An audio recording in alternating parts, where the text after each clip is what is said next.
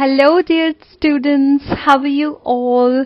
Today we are going to do worksheet number 6 and this is of English subject for class 7 and this is for 12th October 2020.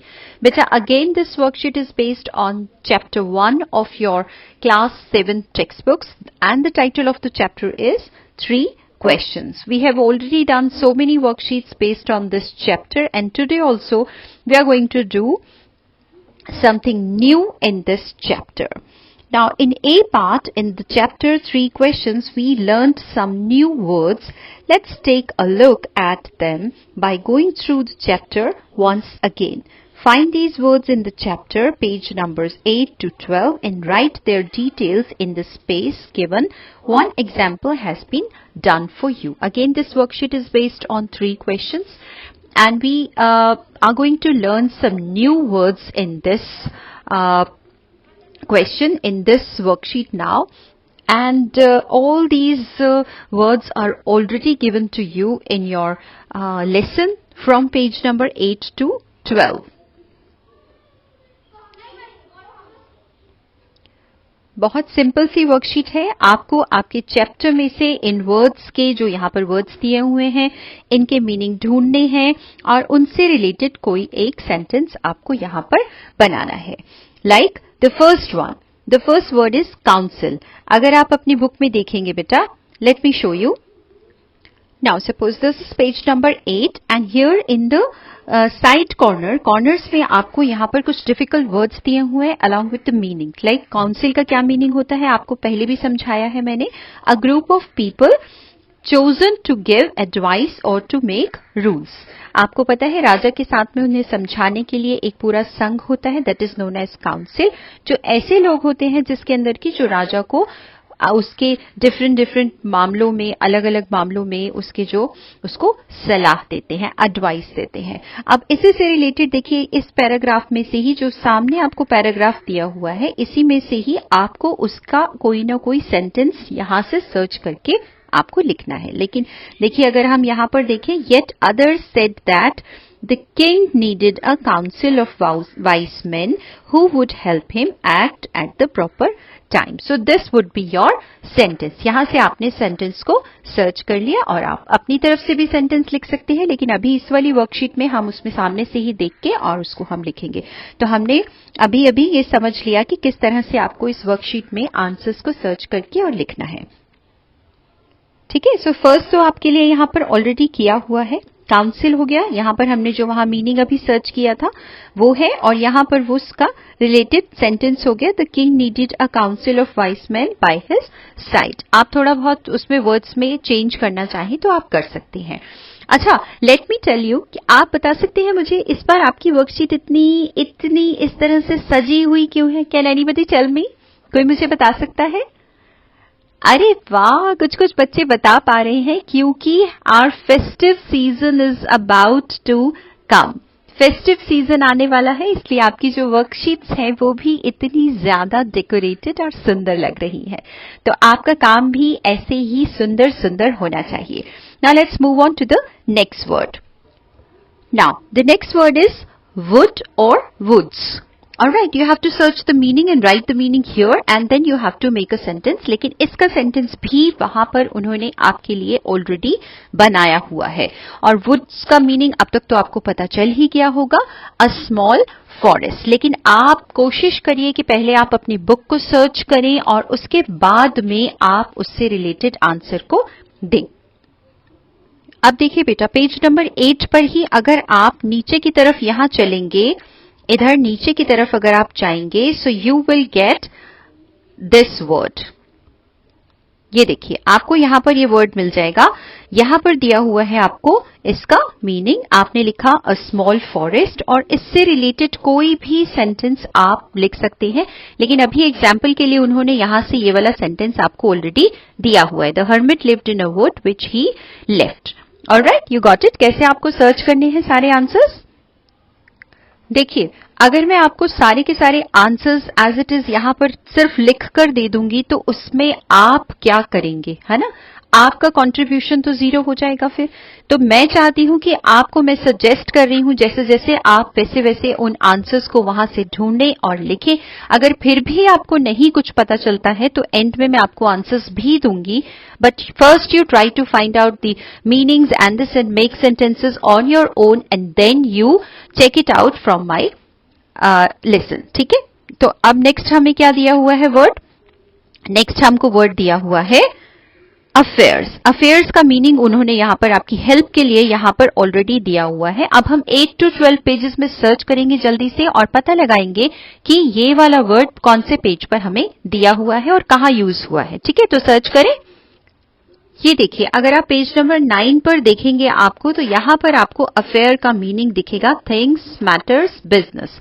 ठीक है, affair मतलब कोई भी चीजें हो सकती है, कोई बातें हो सकती हैं। कई बार लोग बोलते हैं कि अपने काम से काम रखो, है ना, उसे भी अफेयर्स बोल देते हैं। मेरे मामले में टांग मत अड़ाओ, उसे भी अफेयर्स बोल देते हैं। उससे रिलेटेड इसी पैराग्राफ में, यही वाला जो पैराग्राफ है, यहीं पर आपको उसका सेंटेंस भी मिलेगा। तो आपको यहीं से सर्च करना है। देखो सामने ही बिल्कुल यहां पर ही दिखाई दे रहा है, What affairs are the most important? ठीक है, तो यही वाला सेंटेंस आप अपने वहां पर सेंटेंसेस में यूज कर सकते हैं। Alright children, got it? Now the next word is fainted. अगर आप पेज नंबर 10 पे सर्च करेंगे तो आपको ये वाला वर्ड मिलेगा। ठीक है, तो चलिए सर्च करें इसे। Now this is page number 10। अगर आप पेज नंबर 10 पर देखेंगे तो यहां पर आपको वो वर्ड मिलेगा। I want all of you to go through the lesson and find out the words and the sentences on your own. इसमें अच्छा नहीं रहेगा कि मैं आपको स्ट्रेट अवे आंसर्स दे दूं और आप उसे एज इट इज उसको वहां पर लिख दें बिना समझे हुए। फेंटेड का मतलब होता है बच्चों जब कोई व्यक्ति बेहोश होने की हालत में होता है, ऑलमोस्ट अपनी कॉन्शियसनेस जो है वो लॉस्ट कर देता है। कॉन्शियसनेस मतलब अपना होश। तो इससे रिलेटेड इसी पैराग्राफ में आपको सामने मिलेगा। देखिए यहां पर अगर आप देखेंगे, when he reached the king he fainted and fell to the ground. यहां किसकी बात हो रही है? यहां बात हो रही है वुंडेड मैन की। जैसे ही वुंडेड मैन जो था वो किंग के पास आया था तो वो फेंट हो गया, बेहोश हो गया और वहीं पर ही ग्राउंड में गिर गया। तो यही आपको बस वहां पर कर देना है। आसान है ना? तो यहां पर आप लिख देंगे लॉस्ट कॉन्शियसनेस और यहां पर उससे रिलेटेड सेंटेंस लिख देंगे, when the wounded man reached the king he fainted and fell to the ground. और उसके बाद में वर्ड आ जाता है हमारा सीज्ड। बच्चों सीज का मतलब होता है किसी की कोई चीज जब्त कर लेना, है ना। किसी की जैसे होता है ना, कई बार किसी की कोई प्रॉपर्टी जो है वो सीज कर लेता है। सीज्ड का मतलब टुक बाय फोर्स। अब इसको देखते हैं कि ये कहां पर हमें मिलेगा। बिना सर्च किए आपने कोई भी आंसर्स नहीं लिखने हैं। सो 8 to 12 पेजेस में आपने देखना है। सो पेज नंबर 12 में जब आप देखेंगे बेटा तो यहां पर आपको दिखेगा एक वर्ड सीज्ड। इसका मतलब होता है टुक बाय फोर्स, यानी कि जबरदस्ती किसी से कोई चीज ले लेना। अब उससे रिलेटेड आपको क्या बनाना है?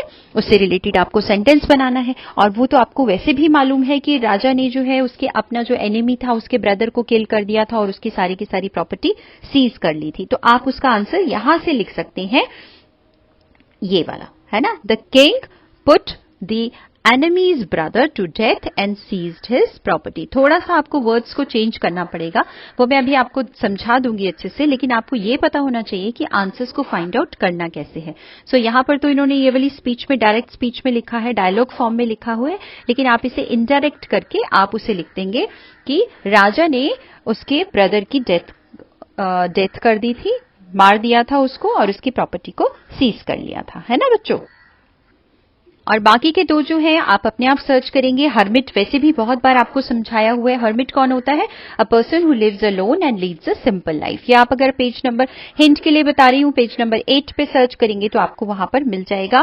तो यहां पर आप उसका क्लीन मीनिंग अच्छे से एक्सप्लेन कर देंगे। और यहां पर कोई भी सेंटेंस, हर्मिट तो देखो कितनी बार सेंटेंसेस में आपके टेक्स्ट में यूज हुआ है ना, लेसन में यूज हुआ है। लाइक आप कह सकते हैं hermit saw no one but simple. जहां आप हर्मिट का मीनिंग देखेंगे उसी पैराग्राफ में आप सामने लिख देंगे। उसके बाद में नेक्स्ट वर्ड आ जाता है फेथफुल। फेथफुल तो वैसे भी आप बच्चे इसको अपने एप्लीकेशंस वगैरह में बहुत यूज करते हैं। फेथफुल का क्या मतलब होता है? Loyal and true. तो यहां पर आप मीनिंग लिख देंगे। हिंट के लिए I am telling you, you will get the meaning on page number 12। ठीक है। और यहां पर फिर आपने उसको रिलेटेड जो सेंटेंस है वो लिख देना है। तो यहां पर आप क्या करिएगा, अपनी वीडियो को होल्ड करिएगा, अच्छे से अपने लेसन में से आंसर्स को ढूंढिएगा, लिख लीजिएगा, और उसके बाद में अभी मैं आपको आंसर्स बता रही हूं, लेकिन आप अपने आंसर्स लिखने के बाद चेक करने के लिए इस वीडियो में से आंसर्स को देखिएगा, ठीक है।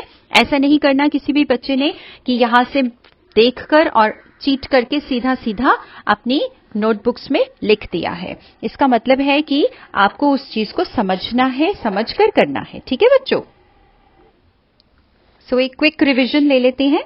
वुड्स है, ये आपको पेज नंबर 8 पर मिलेगा। उसका मतलब होता है अ स्मॉल फॉरेस्ट, और इसका सेंटेंस आपको ऑलरेडी दिया हुआ है कि हर्मिट जो था वो जंगलों में रहता था और वो वहां से कभी बाहर नहीं जाता था। अफेयर्स का मीनिंग उन्होंने आपको ऑलरेडी दिया हुआ है, लेकिन आपको समझ में आना चाहिए। कोई भी किसी भी तरह का कोई मैटर होता है या बिजनेस है तो उसको हम अफेयर्स कह देते हैं। और इसमें हमें क्वेश्चन, सेंटेंस में आप क्वेश्चन भी लिख सकते हैं, तो इसमें हमने वहां से एक सेंटेंस जो है वो इंटरोगेटिव सेंटेंस हमने लिया है। What affairs are most important, सबसे ज्यादा इंपॉर्टेंट चीजें, अफेयर, मामला क्या होता है। उसके बाद फेंटेड वर्ड है। फेंटेड वर्ड मैंने आपको बताया, you will get the meaning on page number 10, that is lost consciousness, अपना होश खो देना। तो इसको थोड़ा सा मैं एनलार्ज कर देती हूं आपके लिए। ये देखिए सेंटेंस हो गया, when the wounded man reached the king he fainted and fell to the ground. जब वुंडेड मैन किंग के पास पहुंचा तो वो फेंट हो गया एंड वो ग्राउंड पर नीचे गिर गया। उसके बाद है word seize, this you will get on page number 12। Seize का मतलब होता है जबरदस्ती किसी से कोई चीज लेना, took by force. The king put his enemy's brother to death and seized his property. अब उसने अपने एनिमी के ब्रदर को डेथ तक पहुंचा दिया और उसकी सारी प्रॉपर्टी ले ली, ठीक है।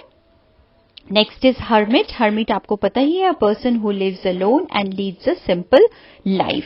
तो उसमें आप कोई भी सेंटेंस, सिंपल सा सेंटेंस आप उसके अंदर ले सकते हैं, ठीक है। जैसे हमने लिया है, the hermit saw no one but, हाँ, बट सिंपल पीपल। वो देखता था ना जो साधारण से व्यक्ति हैं, तभी उसने, राजा ने अपने क्लोथ्स भी चेंज किए थे, है ना। और लास्ट तो है वो तो बहुत सिंपल है, फेथफुल, उसका हो गया लॉयल एंड ट्रू। और उसमें लास्ट में एनिमी जो था वो जब बदल गया था तो उसने क्या कहा था, I will serve you as your most faithful servant. तो ये हमारी हो गई, हमारा हो गया पार्ट 1 कंप्लीट, ठीक है। Now the next question is always your favourite question. Matching करना है आपको लिस्ट ए और लिस्ट बी में। यहां पर आपको कुछ वर्ड्स दे रखे हैं और यहां पर उनके मीनिंग्स दे रखे हैं, बस आपको उनको मैचिंग करना है। वेरी सिंपल है ना। ये तो आपको वैसे भी अब तक वर्ड्स अच्छे से पता भी चल गए हैं। अब देखो पहला वर्ड क्या है, फेंटेड। फेंटेड का मतलब मैंने अभी अभी बताया आपको, है ना, लॉस्ट कॉन्शियसनेस। तो यहां पर आप कर देंगे लॉस्ट कॉन्शियसनेस को फेंटेड से ही। उसके बाद आ जाता है वुंडेड। वुंडेड मतलब कोई व्यक्ति जब जख्मी होता है तो उसको वुंडेड कहते हैं, है ना। तो यहां पर आ जाएगा देखो सिवियरली इंजर्ड। फिर अवोक, अवेक की सेकेंड फॉर्म होती है, पास्ट फॉर्म अवोक। जब कोई व्यक्ति सोकर उठता है तो उसको हम कहते हैं अवोक। This is the past form, इसलिए गेट की सेकेंड फॉर्म यहां पर यूज की है, गॉट अप फ्रॉम स्लीप, नींद से जाग जाना, ठीक है। उसके बाद में आ जाएगा आपका वर्ड फॉरगिव। फॉरगिव भी आपको बहुत अच्छे से पता है। फॉरगिव का क्या मतलब होता है, जल्दी से बताओ। फॉरगिव का मतलब, अब कुछ बच्चे जो हैं वो सॉरी देखकर यहां से कंफ्यूज नहीं हो जाएं। फॉरगिव का मतलब होता है किसी को क्षमा करना, पार्डन, ठीक है बच्चों। तो कंफ्यूज नहीं होना। फील सॉरी फॉर का मतलब होता है पिटी, यानी कि किसी के लिए जब आपके मन में बहुत ज्यादा होता है कि अरे ये व्यक्ति तो बहुत ज्यादा निराश है या ये व्यक्ति तो बहुत ज्यादा परेशानी में, आप किसी के लिए जब सॉरी फील करते हैं तो उसको पिटी कहते हैं, है ना। कि जब किसी के ऊपर आपको बहुत ज्यादा तरस आता है, दया आती है। और वहां पे फ्लावर बेड्स बनाए थे, है ना, याद है ना आपको। तो वहां पर small patches of ground for plants, plants के लिए जो स्मॉल पैचेस बनाए थे। और उसके बाद आ जाएगा रिटर्न। रिटर्न का मतलब वापस करना, गिव बैक। यहां पर इजी करने के लिए मैंने आपके लिए यहां पर मेंशन भी कर दिया है। फेंटेड मतलब lost consciousness, then wounded means severely injured, awake second form है उसकी अवोक, यानी कि गॉट अप फ्रॉम स्लीप। उसके बाद फॉरगिव, फॉरगिव का मतलब होता है पार्डन, ठीक है ना, नंबर 4। और उसके बाद में पिटी, किसी के ऊपर दया करना, फील सॉरी फॉर, किसी के लिए तरस खाना। बेड्स आपको मालूम है हमारे सोने वाले बेड नहीं है, यहाँ पर है प्लांट्स के लिए उगाने के लिए जो स्मॉल पैचेस यूज किए जाते हैं, और रिटर्न का मतलब गिव बैक। ठीक है, तो यहां से आप अच्छे से आपने जो समझ कर और आप उसको कर सकते हैं। Now there is a message also for you all. COVID में जो आपका जो बिहेवियर है बेटा, वो उस पर बहुत ज्यादा आपको ध्यान रखना है। किस चीज पर ध्यान रखना है? Keep maintaining physical distancing of 6 feet और 2 यार्ड्स। आप एक व्यक्ति से दूसरे व्यक्ति के बीच में कम से कम 6 फीट का या 2 यार्ड्स का बीच में डिस्टेंसिंग मेंटेन करना बहुत जरूरी है। क्यों? क्योंकि आपकी सेहत आपके खुद के हाथों में है। तो अच्छे से अपना पढ़ाई कीजिए, अपनी सेहत का ख्याल रखिए, अपनी लर्निंग कीजिए। कीप स्माइलिंग, कीप लर्निंग, और हमेशा मुस्कुराते रहिए, हमेशा स्वस्थ रहिए। Take care, bye bye.